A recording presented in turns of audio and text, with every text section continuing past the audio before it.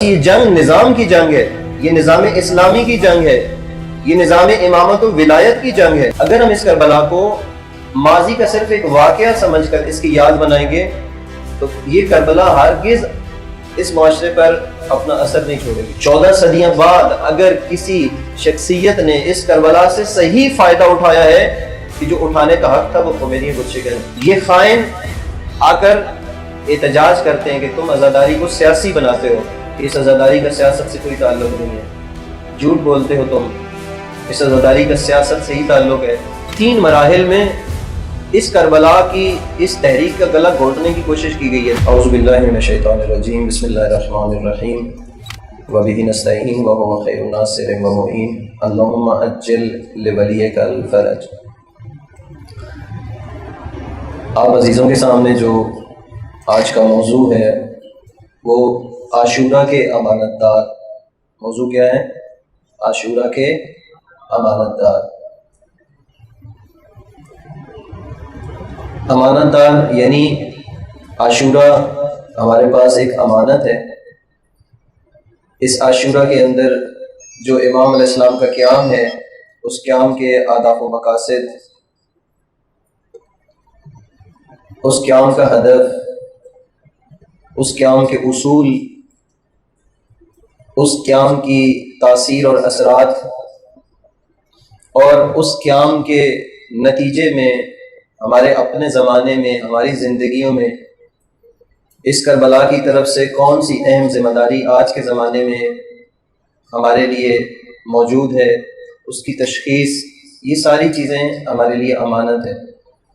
اور ہم اسی وقت اس عاشورہ کے امانت دار بن سکتے ہیں کہ جب ہم اس عظیم انقلاب اور اس عظیم تحریک کے مقاصد کو سمجھ کر اپنے زمانے میں اس کی تطبیق کریں اور اسی کربلا سے درس لیتے ہوئے ہم امام علیہ السلام کے راہ کو آگے بڑھا سکیں، اور جس ہدف کے لیے میرے اور آپ کے امام نے قیام کیا تھا وہ آج بھی وہ ہدف حاصل ہونے کے لیے باقی ہے کہ جس کے لیے ہم نے جد و جہد کرنی ہے۔ صلوات بھیجیے محمد و آل محمد کی ذات پر۔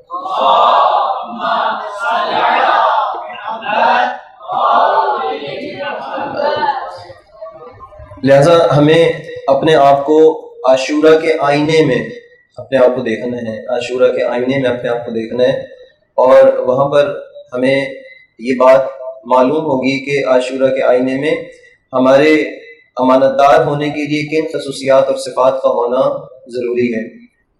سب سے پہلی بات یہ ہے کہ یہ جو جھگڑا ہے، یہ جو جنگ ہے، اور یہ جو کربلا کا قیام ہے، یہ جو تحریک ہے، یہ ایک تسلسل کا نام ہے، اور یہ تحریک بشریت کے آغاز سے ہی شروع ہوئی ہے، اور اس کا اختتام قیامت تک اس کا تسلسل باقی رہے گا۔ یہ اس تاریخ کے اس تسلسل کا ایک باب ہے، اور اصل تحریک کس چیز کی ہے؟ یہ جھگڑا کس چیز کا ہے؟ فرعون و موسیٰ کا کیا جھگڑا ہے؟ ابراہیم و نمرود کے درمیان کس چیز کا جھگڑا ہے؟ ابو جہل اور رسول اللہ صلی اللہ علیہ وآلہ وسلم کے درمیان کون سا جھگڑا ہے؟ علی بن ابی طالب اور امیر شام کے درمیان کیا جھگڑا ہے؟ یزید اور امام حسین کے درمیان کیا جھگڑا ہے؟ اس کو سمجھنا بہت ضروری ہے۔ یہ جنگ کس بنیاد پر ہوتی ہے؟ کس بنیاد پر یہ شہادتیں واقع ہوتی ہیں؟ آیا یہ جنگیں احکامات کی جنگیں ہیں، یعنی کسی دین کے کسی فروعات کے متعلق؟ مثلا امام حسین علیہ السلام کی جو جنگ ہے یزید اور امام کے درمیان، کیا وہ نماز کی جنگ ہے، روزے کی جنگ ہے، حج کی جنگ ہے، زکوٰۃ کی جنگ ہے، یا نظام کی جنگ ہے؟ تو جو فرما رہے ہیں یعنی امام علیہ السلام جو قیام کرتے ہیں، آیا وہ قیام، اس قیام کا اصل جھگڑا آیا نماز تھی؟ تو آپ دیکھتے ہیں کہ نماز تو اس وقت عالم اسلام نمازی تھا، نماز پڑھتے تھے، حتیٰ خود کربلا میں لشکر عمر سعد بھی نماز پڑھتا تھا۔ تو یہ جھگڑا کس چیز کا تھا؟ حج پہ تھا، حج بھی انجام پا رہا تھا، اتنے سارے حاجی اسی سال مکہ مکرمہ میں جمع تھے۔ آیا یہ جھگڑا روزے کا تھا؟ تو ملت اسلامیہ اس زمانے میں بھی روزے دار تھی، روزے رکھتی تھی، تو پھر جھگڑا کس چیز کا ہے؟ جھگڑا نظام کا جھگڑا ہے، یہ جنگ نظام کی جنگ ہے۔ بشریت کے آغاز سے لے کر آج تک ہر باطل طاقتوں کے مقابلے میں ایک الہی نمائندے کا قیام در حقیقت اسلام کے نظام کے لیے ہے، دین کی حاکمیت کے لیے ہے۔ لہذا ہم یہ کہہ سکتے ہیں کہ کربلا اسی تحریک کا تسلسل ہے، یعنی تحریک حاکمیت دین۔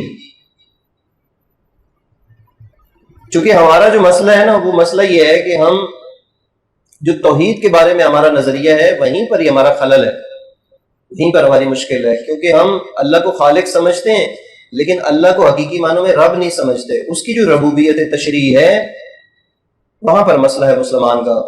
مسلمان وہاں پر آ کر مشکل کا شکار ہو جاتا ہے۔ کیا مطلب ہے ربوبیت تشریح کا؟ جس کے لیے امام حسین علیہ الصلوۃ والسلام نے جنگ کی ہے۔ ربوبیت تشریح یعنی قانون بنانا، قانون کو پہنچانا، قانون کو نافذ کرنا، یہ سب اللہ کے لیے خاص ہے۔ کسی اور کو یہ حق نہیں پہنچتا کہ وہ بشریت کے لیے قانون بنائے، نظام بنائے، اس کو اپنے ہاتھ لے اور معاشرے کی حاکمیت اور بات بڑھ اپنے ہاتھ میں لے لے۔ یہ ربوبیت تشریح کے منافی ہے۔ لہذا ہر نبی نے آ کر یہ کوشش کی ہے کہ زمانے کے طاغوت کے مقابلے میں، زمانے کی ان استکباری طاقتوں کے مقابلے میں اللہ کے قانون کو اس کی زمین پر، اس کے بندوں پر نافذ کریں۔ اور یہ حق اللہ نے کسی جابر اور ظالم حاکم کو نہیں سونپا، یہ حق اللہ نے صرف اپنے نمائندوں کو، انبیاء کو اور ائمہ الہی کو عطا کیا ہے۔ غدیر اسی کا تسلسل تھا کہ پیغمبر اسلام اس دنیا سے رخصت ہو رہے ہیں۔ اللہ کا یہ نظام نبوت کے بعد نظام امامت اسی بشریت کی نجات اور ہدایت کے لیے تھا۔ خداوند متعال نے یہ نظام امامت و ولایت دے کر قرآن کو تحریف سے بچانا چاہا اور امت اسلامیہ کو گمراہی اور ضلالت سے بچانا چاہا۔ بس یہ جنگ نظام کی جنگ ہے، یہ نظام اسلامی کی جنگ ہے، یہ نظام امامت و ولایت کی جنگ ہے۔ اور اس کے لیے سب سے پہلا قیام بعد از رحلت پیغمبر حضرت سیدہ سلام اللہ علیہا کا ہے۔ سب سے پہلا قیام، کربلا سے بھی پہلے جو قیام کیا ہے امام حسین علیہ السلام کی والدہ ماجدہ نے، اور وہ جو تحریک اٹھائی ہے تحریک فاطمیہ، وہ اسی کام کے لیے تھی۔ اور حضرت سیدہ کی حساسیت دیکھیں آپ، یعنی اس کربلا سے جو ہمیں سبق ملتا ہے وہ یہ ملتا ہے کہ آپ اپنے معاشرے کی طرف نگاہ رکھیں، آپ کے معاشرے کے اندر کون سا بڑا نظام کے اندر خلل پیدا ہو رہا ہے، کہاں پر ایسا انحراف آ رہا ہے کہ جس انحراف کے نتیجے میں اسلام اور مسلمین کی بقا مشکل ہو جائے گی۔ لہذا حضرت سیدہ سلام اللہ علیہ نے بعد از رحلت پیغمبر جب اس امت نے اس قرآنی اور وحیانی نظام کو ترک کیا، نظام امامت و ولایت کی جگہ پر ایک دوسرا نظام لے کر آ گئے، وہاں پر حضرت سیدہ نے سب سے پہلے عاشورہ کا باب وہاں سے شروع ہوتا ہے۔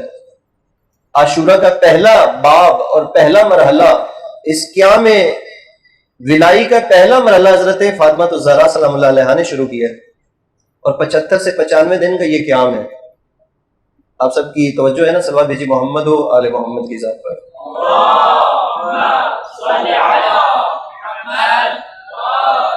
یہ پہلا قیام ہے امامت و ولایت کے لیے، کہ اس معاشرے کا رخ کیا ہونا چاہیے، اس معاشرے کی سمت کیا ہونی چاہیے، اس معاشرے کو کس طرف جانا ہے، اس کی منزل کیا ہے، اور اس کی باز دوڑ کس کے ہاتھ میں ہونی چاہیے۔ یہ حضرت سیدہ کا قیام ہے۔ امام علی علیہ الصلوۃ والسلام کا قیام، امام حسن علیہ الصلوۃ والسلام کا قیام، اور امام حسین علیہ الصلوۃ والسلام کا قیام۔ یہ قیام ہمارے لیے ذمہ داریاں چھوڑتا ہے۔ اس لیے معصوم نے فرمایا کل یوم عاشورہ و کل ارض کربلا، ہر روز عاشورہ ہے اور ہر زمین کربلا کی زمین ہے۔ حق و باطل کا مارکا جاری ہے، آج بھی جاری ہے۔ اگر ہم اس کربلا کو ماضی کا صرف ایک واقعہ سمجھ کر اس کی یاد بنائیں گے تو یہ کربلا ہرگز اس معاشرے پر اپنا اثر نہیں چھوڑے گی۔ لیکن اگر ہم اس کربلا کو آئین زندگی سمجھتے ہوئے، ایک فریضہ سمجھتے ہوئے، ہر زمانے میں اگر اس کربلا کو دہرائیں گے، امام علیہ السلام کے اس راستے پر چلیں گے، تو پھر وہی کامیابی ملے گی جو کامیابی 1979 میں خمینی بت شکن نے حاصل کی۔ 14 صدیاں بعد اگر کسی شخصیت نے اس کربلا سے صحیح فائدہ اٹھایا ہے کہ جو اٹھانے کا حق تھا، وہ خمینی بت شکن ہے۔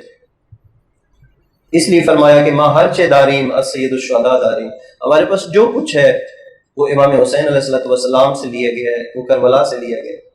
اگر کربلا زندہ ہو جائے آج کے معاشرے میں تو وہ انقلاب اسلامی بنتا ہے، وہ باطل طاقتوں کے مقابلے میں ایک الہی طاقت بن کے اٹھنے والا نظام بنتا ہے۔ اور آج اب دیکھ لیں، اسی کربلا سے درس لیتے ہوئے، اسی کربلا سے پیغام لیتے ہوئے امام خمینی کے بعد رہبر معظم نے کس طرح سے حسینی، عاشورائی اور کربلائی استقامت کے ساتھ دنیا کی ساری طاقتوں کو سرنگو کر دیا۔ آج کی کامیابی آپ دیکھیں، انقلاب اسلامی کی کامیابی یہ صرف اسرائیل اور امریکہ کے مقابلے میں کامیابی نہیں ہے، بلکہ تمام دنیا کی شیطانی طاقتوں کے مقابلے میں کامیابی ہے۔ یہ کامیابی مشرق و مغرب کی تمام یہود و ہنود اور منافقین کے ساتھ جنگ کی صورت میں یہ کامیابی انقلاب اسلامی کے ہاتھ میں آئی ہے۔ اس کے پیچھے اصل کیا کربلا ہے؟ اگر کربلا اس طرح سے سمجھ آ جائے کسی قوم اور ملت کو جس طرح سے حزب اللہ کو سمجھ میں آئی ہے، تو آپ دیکھ لیں کہ وہ حزب اللہ جو چند ہزار افراد کا مجموعہ ہے، چند ہزار افراد کا مجموعہ، ایک تنظیم اور گروہ ہے جس نے اسرائیل کو 2006 کی جنگ میں شکست سے دوچار کیا۔ ایک ایسی طاقت جو اپنے آپ کو ناقابل شکست، ناقابل تسخیر سمجھنے والی طاقت ہے، اس کے مقابلے میں ایک گروہ جس کا کربلا پر ایمان ہے، جس نے عاشورہ کو زندہ کیا ہے، جس نے روح حسین کو اور منطق حسین کو، فلسفہ کربلا کو لبنان کی سرزمین پر عملی کیا۔ یہ نتیجہ پھر ملتا ہے اس کربلا سے۔ تو آج کے دور میں اگر آپ دیکھیں عاشورہ کے حقیقی امانت دار کون ہے؟ 20ویں صدی میں عاشورہ کا حقیقی امانت دار خمینی بت شکن ہے، اور آج کے دور میں اسی عاشورہ اور کربلا کا حقیقی امانت دار امام خامنائی ہے، حزب اللہ ہے، حماس ہے، یمنی مجاہدین ہے۔ یہ کربلا کے حقیقی وارث ہیں۔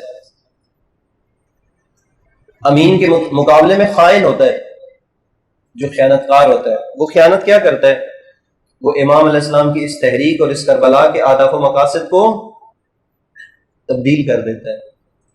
اگر اسی عزاداری سید الشہداء کے ذریعے سے زمانے کے طاغوت کو للکارا جائے، یہ خائن آ کر احتجاج کرتے ہیں کہ تم عزاداری کو سیاسی بناتے ہو۔ ایسے خائن معاشرے کے اندر موجود ہیں۔ جب بھی آپ اسی کربلا کی نگاہ سے اپنا اجتماعی موقف دیں گے، زمانے کے طاغوت کے مقابلے میں حسینی شعار بلند کریں گے، یہ آ کر آپ کی صفوں میں کہیں گے کہ اس عزاداری کا سیاست سے کوئی تعلق نہیں ہے، جھوٹ بولتے ہو تم، اس عزاداری کا سیاست سے ہی تعلق ہے۔ یہ عزاداری سید الشہداء خود ایک اجتماعی اور سیاسی فریضہ اور سیاسی جد و جہد کا نام ہے۔ امام علیہ السلام نے اگر صرف واعظ و نصیحت اور امر و نہی، صرف نماز اور روزے کے لیے امر و نہی کرنی ہوتی، وہ مسجد نبوی میں یا خانہ کعبہ میں کھڑے ہو کر کرتے۔ امام علیہ السلام کا یہ قیام امت کی اصلاح کے لیے، اور اس میں توجہ کیجئے گا کہ امام علیہ السلام نے امت کی اصلاح کے لیے جو راستہ اپنایا ہے، جس فریضے کو انجام دیا ہے، وہ اجتماعی جد و جہد ہے، وہ سیاسی حرکت اور جد و جہد ہے، جس میں امام علیہ السلام نے فرمایا کہ اريد ان آمر بالمعروف وانہی عن المنکر، کہ میں امر بالمعروف اور نہی عن المنکر کے ذریعے سے اپنے جد کی سیرت پر چلتے ہوئے اپنی نانا کی امت کی اصلاح کروں گا۔ یہاں جو امر بالمعروف اور نہی عن المنکر ہے، یہ اجتماعی اور سیاسی امر بالمعروف اور نہی عن المنکر ہے۔ یعنی یہاں چھوٹی چھوٹی خرابیوں کے مقابلے میں امام علیہ السلام کا امر و نہی نہیں ہے۔ یہاں سب سے بڑا منکر، اس زمانے میں سب سے بڑا منکر نظام یزیدیت ہے، جس کے مقابلے میں امام علیہ السلام نے ایک الہی نظام امامت و ولایت کا امر کیا ہے، اور یزیدیت کے مقابلے میں نہیں کرتے ہوئے قیام کیا ہے۔ یہ قیام میں پھر آپ کی خدمت میں عرض کروں، یہ قیام فروعات کا قیام نہیں ہے، یہ قیام نظام کا قیام ہے، نظام کے لیے قیام ہے۔ کیونکہ امام علیہ السلام جانتے ہیں کہ جس معاشرے کی باغ دوڑ یزید جیسے حاکم کے ہاتھ میں ہو، ایک فاسق و فاجر حاکم کے ہاتھ میں ہو، وہاں پر اسلام و مسلمین کا فاتحہ پڑھ دینا چاہیے۔ وہاں نہ اسلام محفوظ ہوگا، نہ مسلمین راہ راست پر باقی رہیں گے۔ اس لیے عاشورہ کے امانت دار، ان کا سب سے بڑا فریضہ کیا ہے کہ آج کے زمانے کی کربلا کو سمجھتے ہوئے اس کربلا کو اپنی حقیقی روح کے ساتھ، اس کے حقیقی فلسفے کے ساتھ معاشرے میں تبیین کرنے کی ضرورت ہے۔ میں اور آپ جس محاذ پر لڑنا چاہتے ہیں، دیکھو ہمارے سامنے فوجی محاذ نہیں ہے، ہمارے سامنے اقتصادی محاذ نہیں ہے، ہمارے سامنے تبلیغ کا محاذ ہے۔ وہ جو ہے نا آپ سب کی صلوات بھیجیے محمد و آل محمد کی ذات پر۔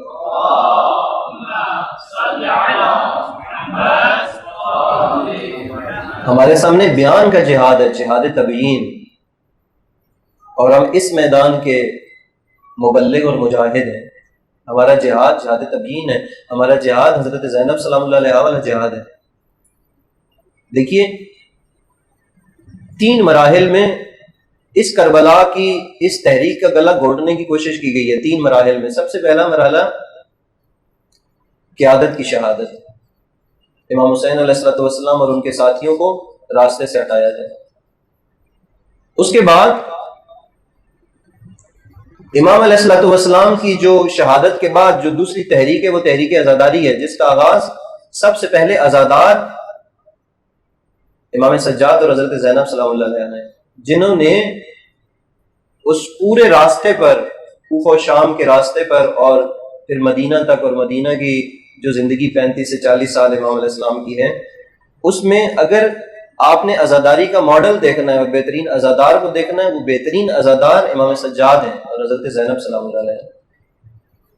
انہوں نے کس طرح سے عزاداری منائی ہے، انہوں نے کس طرح کربلا کی حقیقت سے پردہ اٹھایا ہے، کس طرح سے وہ بتا رہے ہیں۔ حکمت عملیاں دیکھیں، ٹیکنیک دیکھیں امام علیہ السلام کی۔ قصاب کی دکان کے پاس سے گزرتے ہیں، اس سے پوچھتے ہیں کہ تم نے جو جانور ذبح کیا ہے بتاؤ کہ اس کو ذبح کرنے سے پہلے پانی پلایا تھا یا نہیں، یہ سوال کرتے ہیں۔ تو اس کا جواب دیتا ہے، امام گریہ وزاری شروع کر دیتے ہیں۔ وہ پوچھتے ہیں آپ کیوں رونا شروع کر دیا آپ نے؟ کیونکہ سر عام اس وقت کا نظام اجازت نہیں دیتا کہ امام علیہ السلام ببانگے 2 لا کر مجلس پڑھیں، اس میں مصائب پڑھیں اور اس میں دشمن حسین کو بے نقاب کریں۔ اس طرح سے امام علیہ السلام اس حکمت عملی کے تحت بتا رہے ہیں کہ کربلا میں کیا ہوا میرے جد کے ساتھ۔ ایک اجنبی گلی میں ملتا ہے، اسے پوچھتے ہیں امام علیہ السلام کے کون ہو، تو کہنے لگا غریب الوطن ہو۔ امام علیہ السلام نے فرمایا کہ جس شہر میں رہتے ہو، جس شہر میں آئے ہو، یہ شہر کون سا؟ کہا مدینہ محمد۔ کہا کہ اگر اس شہر میں مر جاؤ تو تمہیں یقین ہے کہ غسل و کفن ملے گا؟ کہا یقین ہے، امت محمدی ہے، رسول اللہ کی امت ہے، یہ رسول اللہ کا شہر ہے، یہ شریعت سے واقف اور آشنا ہے۔ تو امام علیہ السلام پھر فرماتے ہیں کہ اس کا مطلب ہے تم غریب الوطن تو نہیں ہو، اگر غریب الوطن دیکھنا ہے تو وہ میرے جد کو دیکھو کہ جو کربلا میں اسی رسول اللہ کی امت نے اسی حسین کو پیاسا شہید کیا، ان کے لاشوں کو پائمال کیا، اپنے مردوں کو غسل و کفن دیا، لیکن میرے جد حسین کو اسی زمین پر خاک و خون میں گلتاں کر کے چھوڑ دیا۔ ٹھیک ہے، یہ تبلیغ کا ایک انداز تھا، عاشورہ کی تبلیغ اور تبیین کا ایک انداز یہ تھا۔ اس گھٹن کے ماحول میں جہاں پر آپ کو اجازت نہیں ہے کربلا کے ان واقعات سے پردہ اٹھانے کی، امام علیہ السلام نے کس حکمت عملی کے تحت یہ کام انجام دیا؟ غلاموں کو خریدتے تھے، انہیں اپنے پاس رکھتے، ان کی تربیت کرتے اور پھر ان کو آزاد کرتے۔ کس لیے؟ اس عمل کے ذریعے سے خدا کی رضا اور خوشنودی، اور دوسرا انہی غلاموں کے ذریعے سے اس گھٹن کے فضا میں، اس جاسوسی کے شدید ترین حصار میں امام علیہ السلام نے اس طرح سے کام کیا ہے کہ ان کو مبلغ بنا کے پھر بھیجتے تھے۔ غلام خریدتے تھے، ان کی تربیت کرتے تھے، چونکہ غلام کی تربیت آسان ہے۔ باہر سے کسی کا امام علیہ السلام کے دروازے پر آنا، امام سے میٹنگ کرنا، امام کے درس میں بیٹھنا، وہاں جاسوسی زیادہ ہوتی تھی، ہر آنے جانے والے پر نگاہ ہوتی تھی۔ لیکن امام علیہ السلام کی حکمت عملی دیکھیں، یہ ہم سب بھول گئے۔ ہمارے ہاں ان حکمت عملیوں کا کوئی تصور اور پتہ نہیں ہے۔ ہمارا سارا زور ہمارے ممبر کا وہ گریہ وزاری پر ہے۔ بے شک یہ عبادت ہے، اور گریہ وزاری کے بغیر عاشورہ ادھوری ہے، نامکمل ہے، یہ حتمی ہے۔ اس گریہ کی تاثیر ہے، اس کا اپنا فلسفہ اور حکمت ہے، یہ کسی صورت کا امرنگ نہیں ہونا چاہیے۔ لیکن آپ کی ساری اگر جد و جہد ایک مجلس میں صرف رلانے پر ہو تو یہ امانت داری نہیں ہے، یہ ایک طرح کی تحریف ہے. تو ہم نے کیا کرنا ہے؟ ہم عاشورہ کے امانت دار ہیں، ہم نے اس پیغام کو پہنچانا ہے. لیکن کس طرح سے پہنچانا ہے؟ انہی حکمت عملیوں کے ساتھ جو ہمارے ائمہ نے اپنائی ہیں.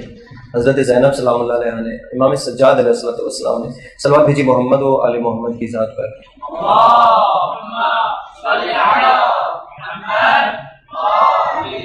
لہذا سب سے پہلے دشمن کا کام کیا تھا؟ یہ جو تحریک اٹھی، تحریک کون سی تھی؟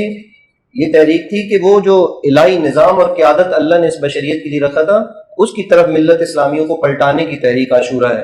یعنی غدیر کو پلٹانا، غدیر پر جو نظام امامت کا اعلان ہوا ہے، ملت کو دوبارہ جو ہے اس منصب کے گرد جمع کرنا، اس منصب پر اس کے حقیقی وارث کو بٹھانا. یعنی ہر زمانے کا امام وہ اسی غدیری پیغام کے تحت من کنت مولا ہو فہذا علی مولا، ہر زمانے کا امام بعد از رحلت پیغمبر، ہر زمانے کا امام وہ اس منصب کا حق رکھتا ہے جو ملت نے چھینا. اس منصب کی واپسی، اس منصب کو واپس لوٹانے کا نام کربلا ہے، اس منصب کو واپس پلٹانے کا نام تحریک سجادیہ ہے، اس منصب کو واپس پلٹانے کا نام تحریک باقریہ و جعفریہ ہے، اور تحریک فاطمیہ ہے، تحریک امام حسن ہے، تحریک علوی ہے. اور آج بھی یہی تحریک ہم نے اٹھانی ہے کہ اس زمین کا اصلی وارث امام زمان ہے، اور ان کے ہاتھوں میں اس منصب کو واپس دینا ہے. اور یہ صرف امت دے سکتی ہے. اللہ کی طرف سے تو ان کو یہ مقام مل گیا، تو اللہ نے تو یہ مقام نہیں چھینا، امت نے چھینا ہے. تو امت کو ہی چاہیے کہ دوبارہ سے یہ مقام اور منصب زمانے کے معصوم امام کے ہاتھوں میں پلٹائے. بس آج عاشورہ ہمارے لیے یہی پیغام دے رہی ہے کہ آج کے زمانے میں بھی حق و باطل کا معرکہ ہے. آج بھی کربلا کے حقیقی امانت دار اور عاشورہ کے امانت دار امام خامنہئی میدان عمل میں موجود ہیں. دیکھیے، ہمارا اصل امتحان کہاں پر ہے؟ ہمارا اصل امتحان کہاں ہے؟ اہل کوفہ کا اصل امتحان کون سا تھا؟ اہل کوفہ کا امتحان امام زمان کے کوفہ پہنچنے سے پہلے تھا. ان کا امتحان ہوا اور وہ اس امتحان میں ناکام ہو گئے. امام زمان کے کوفہ پہنچنے سے پہلے اہل کوفہ کا امتحان تھا، اور وہ امتحان نائب امام کی نصرت و مدد کی صورت میں تھا. جو ہے نا، امام حسین ابھی نہیں پہنچے. امام حسین علیہ السلام نے اپنا سفیر اور اپنا نائب مسلم بن عقیل کو بھیجا ہے. اہل کوفہ کا اصل امتحان حضرت مسلم کی نصرت میں تھا، اور حضرت مسلم کا یعنی نائب امام کا امام زمان کے آنے سے پہلے نائب امام کی نصرت و مدد کرتے ہوئے اس کوفہ پر براجمان ایک یزیدی اور ایک باطل اور طاغوت حاکم سے اس کوفہ کو نجات دینے کے لیے حضرت مسلم کے ساتھ قیام تھا. یہ یہاں پر امتحان تھا اہل کوفہ کا. وہ اس امتحان میں ناکام ہوئے. اور جو نائب امام کی نصرت و مدد میں ناکام ہو جائے وہ امام زمان کے آنے پر بھی ناکام ہو جاتا ہے. تو آپ نے دیکھ لیا کہ اہل کوفہ پہلے ہی اس امتحان میں شکست کھا گئے، اور اس لیے کربلا میں امام زمان جب پہنچے تو اہل کوفہ ساتھ نہ دے سکے، چونکہ نائب امام کا جب ساتھ نہیں دیا تو امام تک بھی نہیں پہنچ سکے.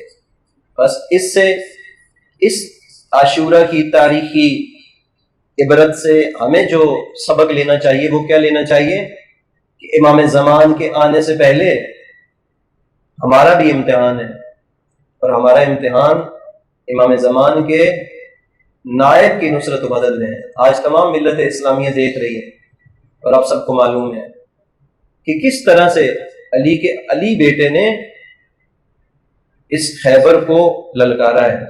آج کے خیبر کو للکارا ہے، نہ صرف للکارا ہے، زمین بوس کی ہے، اور تنہا یہ جنگ لڑی ہے. جیسے اس زمانے میں اتنے سارے لاکھوں حاجی، مسلمان، نمازی، روزے دار، علماء، مفتیان، ان سب کی موجودگی میں جو ان 72 نے کام کیا، تنہا حسین ابن علی اس پوری باطل اور طاغوت نظام کے مقابلے میں لڑے اور کھڑے ہوئے، آج کے نائب امام تنہا اس مارکے کو فتح کر چکے ہیں، اور باقی سب دیکھتے رہے، باقی سب زبانی دعوے کرتے رہے۔